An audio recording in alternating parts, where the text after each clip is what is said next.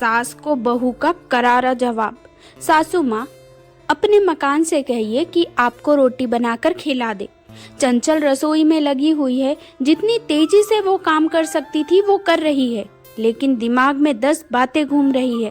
जब से मायके से भाई का फोन आया है, बस तब से चंचल का मन घर के कामों में लग ही नहीं रहा, पर फिर भी फटाफट काम निपटाने में लगी है। क्या पता अम्मा जी को उस पर तरस आ जाए और वो उसे मायके जाने दे। पति रघु से भी उम्मीद की थी कि वो अम्मा जी से बात करे, पर अम्मा जी के आगे उनकी चलती कहाँ है। अम्मा जी के आगे चलती किसी की भी नहीं है। जब उनके पति की ही नहीं चली तो बेटा तो दूर की बात है। पहले ससुर जी भी कपकपाते थे, अब उनके सिधारने के बाद बेटे की क्या बिसात। अम्मा जी ने ना बदलाव तब आया था, ना अब बदलाव आया है। अब तो वो पहले से और ज्यादा मुखर हो चुकी है। जो मुंह पर आता है वो बोलती है, चाहे सामने वाले को बुरा लगे, उससे उन्हें कोई लेना देना नहीं। अम्मा जी इस घर की मुखिया नहीं इस मकान की मुखिया है, क्योंकि उन्हें अपने घर से ज्यादा अपने मकान से लगाव है। वो क्या है ना कि घर तो सदस्यों से बनता है, पर अम्मा जी को सदस्यों से लगाव नहीं। उन्हें तो अपने इस ईंट गारे के 2 कमरे के मकान से लेना देना है। ले देकर घर में 4 जीव है, अम्मा जी, बेटा रघु, उसकी पत्नी चंचल और एक पोता मनु जो अभी 5 साल का है। बेटा बहू उनकी सेवा में कोई कमी नहीं छोड़ते, लेकिन उसके बावजूद वो ताने देने में कोई कसर नहीं छोड़ती। उन्हें लगता है कि ये लोग उनकी सेवा भी सिर्फ मकान के लिए कर रहे हैं। अगर कोई उनके मुंह पर तारीफ कर दे कि आपके बेटा बहू बड़े अच्छे जो इतनी सेवा करते हैं, तो अम्मा जी मुंह पर जवाब देती है, अरे मेरी सेवा तो मेरा मकान करता है, वरना आजकल कौन सा बेटा बहू सेवा करते हैं। चंचल और रघु दोनों का ही सुनकर दिमाग खराब हो जाता, लेकिन फिर सोचते कि माँ ही तो है, भला माँ से कैसी नाराजगी। लेकिन आज सुबह चंचल के छोटे भाई का फोन आया कि उसकी माँ की तबीयत अचानक खराब हो गई है। माँ अभी हॉस्पिटल में है और चंचल को ही याद कर रही है। रघु ने जब दोबारा फोन करके पूछा तो चंचल के पापा ने कहा, अभी स्थिति नियंत्रण में है, पर फिर भी आप चंचल को भेज दीजिए। कुछ दिन रुककर वो थोड़ा अपनी माँ को संभाल लेगी। रघु ने फटाफट जाकर अम्मा जी से पूछा, अम्मा चंचल की माँ की तबीयत खराब है, वो हॉस्पिटल में है, तो मैं चंचल को उसके मायके छोड़ आता हूँ। उसकी बात सुनकर अम्मा जी ने एक बार तो रघु को ऊपर से नीचे तक घूरा, फिर कहा, पूछ रहा है या बता रहा है।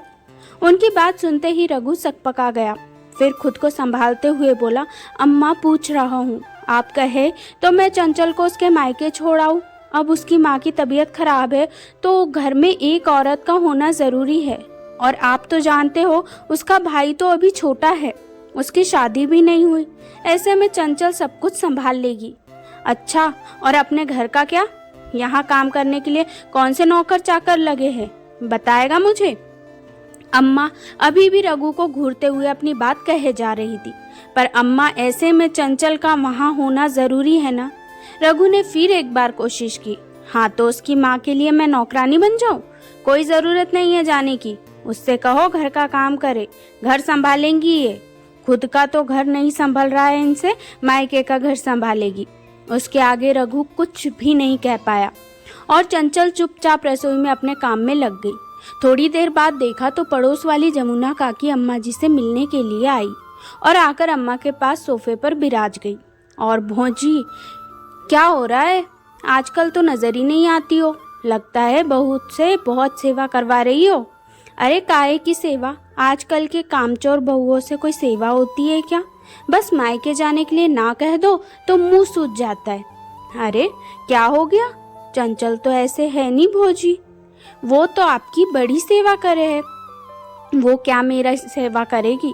मेरी सेवा तो मेरा ये मकान करता है, इसी के लालच में करती है सब कुछ, वरना आज कल निकाल बाहर करे मुझे। अम्मा जी ने तुनकते हुए कहा। यह बात अंदर चंचल को भी सुनाई दे रही थी।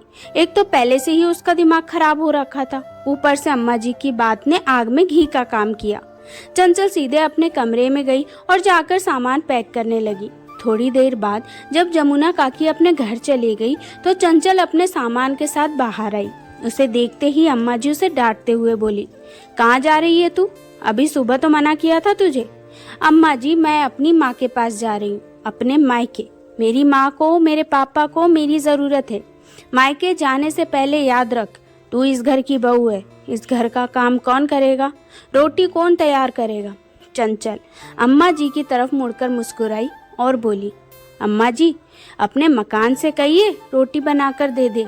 वैसे भी आपकी सेवा हम नहीं, यह मकान करता है, तो अपने सारे काम इसी से करवा लीजिए। अम्मा जी ने गुस्से से रघु की तरफ देखा तो रघु ने चंचल की तरफ देखा।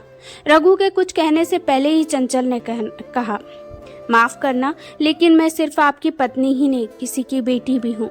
आखिर रघु कुछ ना कह पाया और चंचल अपने बेटे मनु के साथ मायके के लिए रवाना हो गई। अम्मा जी गुस्से से रघु को बोली, तू रोक नहीं सकता था अपनी पत्नी को? कैसे जवाब देकर चली गई? यही सिखाया है उसके माँ बाप ने?